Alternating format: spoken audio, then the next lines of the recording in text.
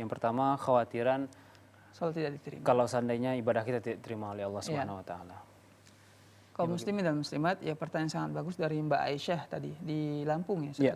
Ya. Jadi memang para ulama kita mengatakan dalam kita melakukan ibadah kepada Allah harus memenuhi 3 perkara. Yang pertama ialah cinta kepada Allah. Kita sholat karena kita cinta. Kita taati perintah Allah, kita cinta kepada Allah, makanya kita sholat. Dasar dengan cinta kepada Allah Subhanahu wa taala. Yang kedua, rasa takut.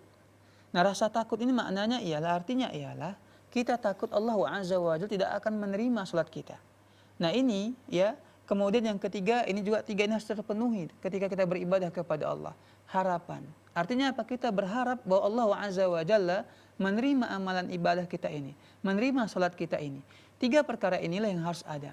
Jadi bagaimana kondisi yang Mbak Aisyah tadi ketika dia merasa bahwa amal ibadahnya tidak diterima?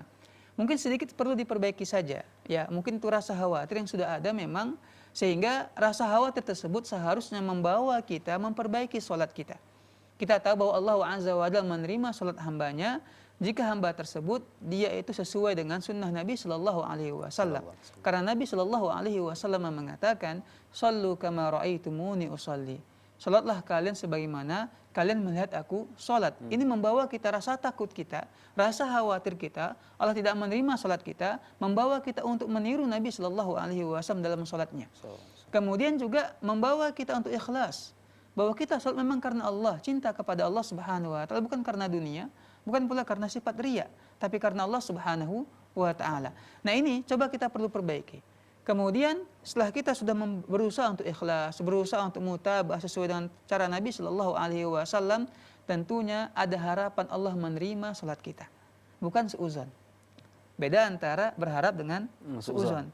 Seuzon itu ialah kita sudah mengatakan Allah nggak akan terima salatku ini. Ini sudah seuzon kepada Allah. Dan ini dilarang dalam agama kita.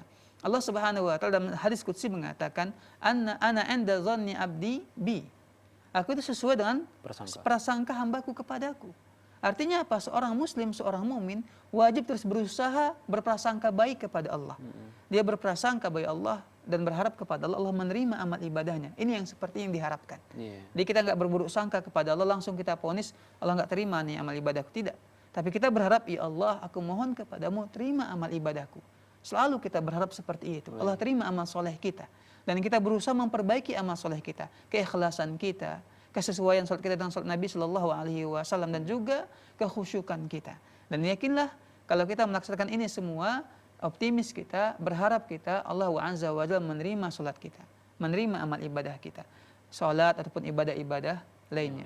Jadi sebenarnya sudah termasuk bagus juga ya Mbak Aisyah tadi. Ya, yang hal seperti ini membuat dia mungkin tidak akan pernah tidak merasa ujub dengan salatnya. Ketika dia merasa nggak Allah terima sholatnya, tapi perlu sedikit diperbaiki saja, sebagaimana kita katakan jangan tadi. Ya, jangan sampai buruk sangka kepada Allah. Tapi berharaplah selalu bahwa Allah Azza wa Jalla yang menerima amal ibadahnya. Coba, ketika Allah Azza wa Jalla kita perhatikan, memerintahkan Nabi Ibrahim membangun Ka'bah. Yang pertama yang memerintahkan siapa? Allah. Yang dibangun adalah Ka'bah, Baitullah, rumah yang mulia. Meskipun demikian, Nabi Ibrahim alaihissalam, dia seorang nabi, tetap berdoa kepada Allah, Rabbana taqabbal minna innaka antas sami'ul alim.